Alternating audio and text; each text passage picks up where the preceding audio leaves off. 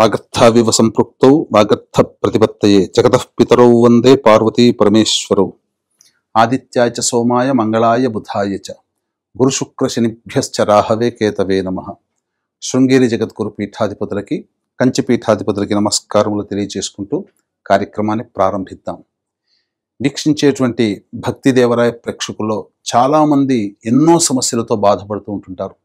ప్రతిరోజు కొంతమందికి ఆనందం, ప్రతిరోజు లేస్తూనే కొంతమందికి కష్టం. ఉదయించే ప్రతిరోజు తమ సొంతం అవ్వాలని కోరుకునే వాళ్ళు ఎవరుండరు చెప్పండి? అందరికీ ప్రతిరోజు విజయమే కావాలి. అలా అని చెప్పి ప్రతిరోజు అందరికీ విజయం సంప్రాప్తిస్తుందా? అలా ఉంటే ఆనందానికి ఇంకా హద్దే ఉంటుంది. కాబట్టి జీవితంలో మాధుర్యం ఉండాలంటే కష్టములు ఉండాల్సిందే, నష్టములు ఉండాల్సిందే. కాబట్టి ఇటువంటి కష్ట నష్టాలు అందరికీ ఒకే రకంగా ఎప్పుడూ ఒకేలాగా ఉండవు.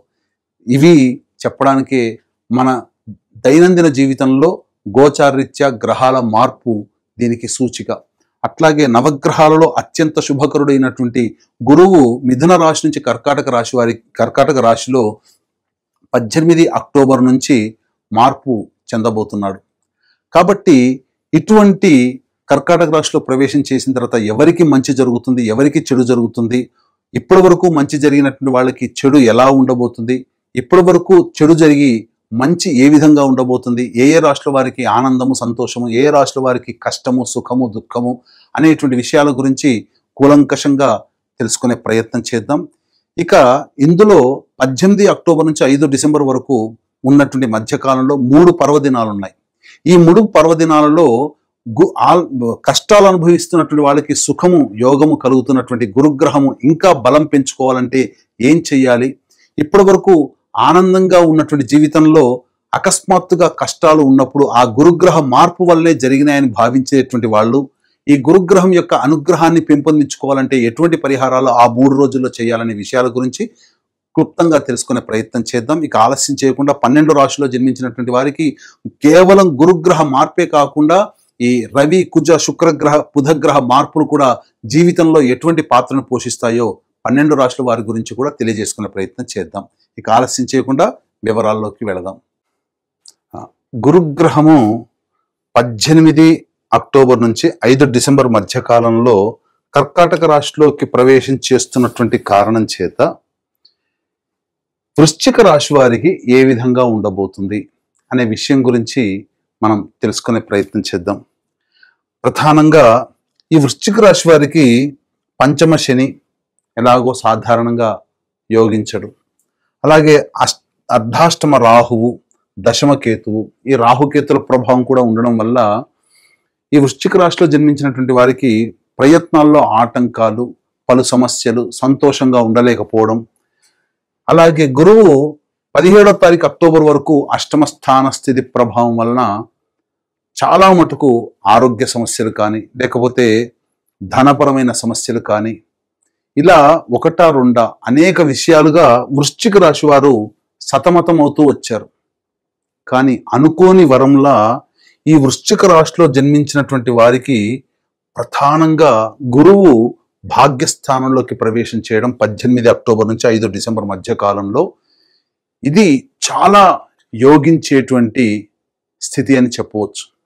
ఎందుకనంటే భవిష్యత్తులో వచ్చే సంవత్సరం ఉగాది తర్వాత అందమైన జీవితాన్ని, అద్భుతమైన యోగాన్ని ఇచ్చేటువంటి గురువు కొంత తొందరగానే 18 అక్టోబర్ నుంచి 5 డిసెంబర్ మధ్య కాలంలో అలాంటి శుభ ఫలితాలు 2026లో ఎలా ఉండబోతుందో ఈ 18 అక్టోబర్ నుంచి 5 డిసెంబర్ మధ్య కాలంలో రుచి చూపించబోతున్నాడు. అంటే అద్భుతమే, గురువు చాలా యోగిస్తున్నాడు. ఎందుకనంటే ఇప్పటి వరకు ఏది కూడా ఆలోచనలకే పరిమితమైపోయి ఇంప్లిమెంటేషన్ జరగని కార్యక్రమాలన్నీ కూడా ఒక్కసారి గురువు రాగానే పనులు చకచక మొదలు పెట్టేస్తూ ఉండడం. ఎందుకంటే అష్టమ గురువు కాస్త యోగిస్తూ ఉండడం, ఇది చాలా మార్పు మీ జీవితంలో, అంటే అనుకూలమైన సమయం మీకు ప్రారంభమైంది. ఇక విదేశీయానానికి వెళ్ళాలి, విదేశంలో చదువుకోవాలి, స్థిరపడాలి అనుకునేటువంటి వాళ్ళకందరికీ కూడా గురువు అనుకోని వరంలా యోగించబోతున్నాడు. మీకు ఈ గురుగ్రహ మార్పు వల్ల సంపూర్ణంగా 5 రాశులు యోగాన్ని పొందుతున్నాయి. అందులో వృశ్చిక రాశి కూడా ఒకటి. సాధారణమైనటువంటి యోగాన్ని చక్కగా పొందుతున్నారు. అయితే ఇక్కడ ప్రధానంగా గమనించుకోవాల్సింది ఏంటనంటే, ఈ ఒక్క గురువు మారుతున్నాడు, కానీ మిగతా గ్రహాలు యాజ్ యూజువల్ గానే ఉన్నాయి. ఈ మిగతా గ్రహాల అనుగ్రహాన్ని కూడా పొందే ప్రయత్నము ఈ వృశ్చిక రాశిలో జన్మించినటువంటి వాళ్ళు చేయాలి. ఎందుకనంటే ఈ వృశ్చిక రాశి వారికి కుజుడు 12వ స్థానంలో 27 అక్టోబర్ వరకు, రవి 18 అక్టోబర్ నుంచి 16 వరకు 12వ స్థానంలో, 16 నవంబర్ నుంచి 15 డిసెంబర్ వరకు జన్మరాశిలో కుజుడు జన్మరాశిలో ఉంటాడు.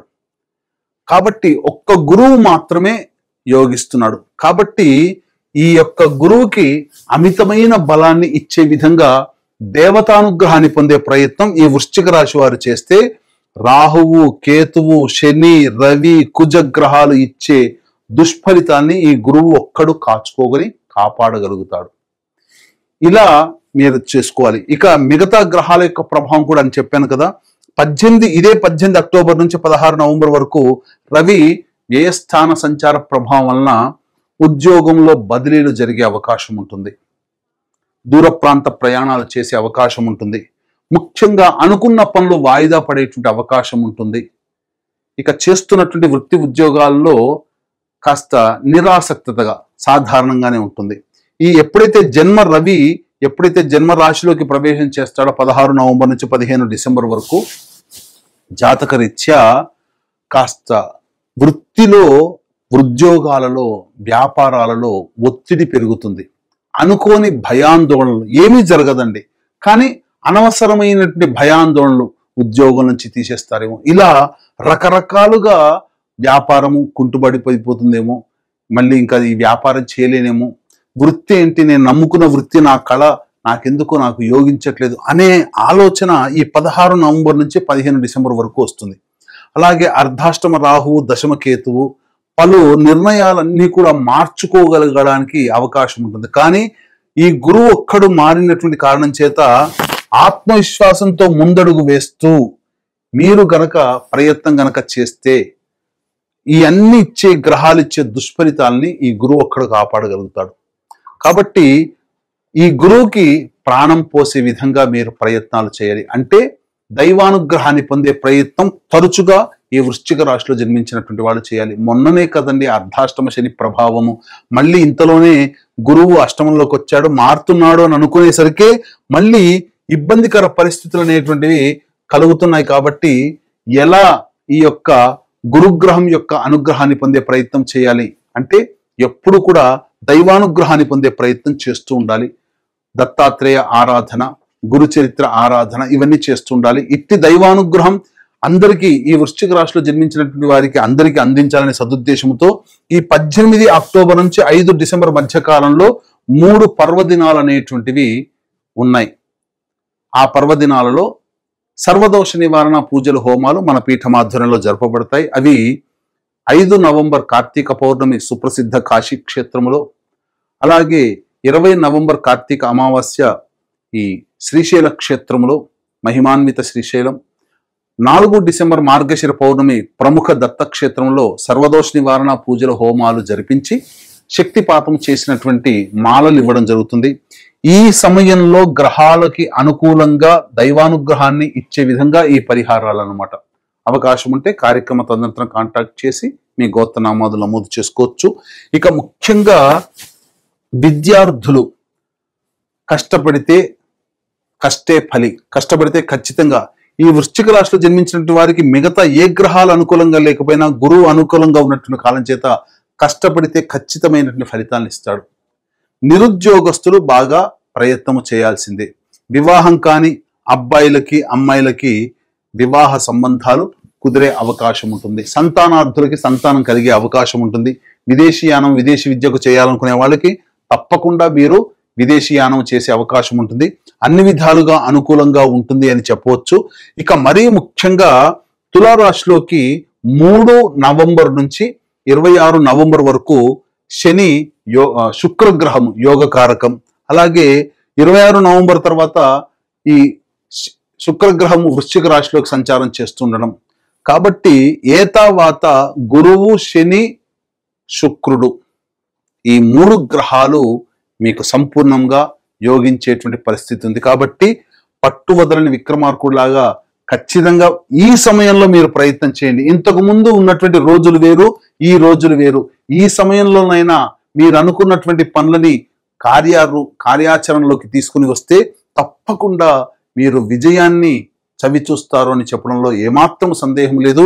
ఇప్పుడు చెప్పినటువంటి వాటికంటే కూడా ఇంకా విభిన్నంగా మీ యొక్క జీవితంలో సమస్యలు ఎదురవుతున్నాయనంటే తప్పకుండా మీ యొక్క జన్మజాతకంలో నడుస్తున్నటువంటి గ్రహ దశాంతర దశల యొక్క ప్రభావం. కావున దగ్గరలోని మంచి ఉపాసన పొరలైనటువంటి పండితుల్ని సంప్రదించి వారి సలహాలు సూచనలు పాటించినట్లయితే మరింత మెరుగైనటువంటి జీవితాన్ని పొందుతారని తెలియజేస్తూ సర్వం శ్రీ ఉమామహేశ్వర పర బ్రహ్మార్పణమస్తు.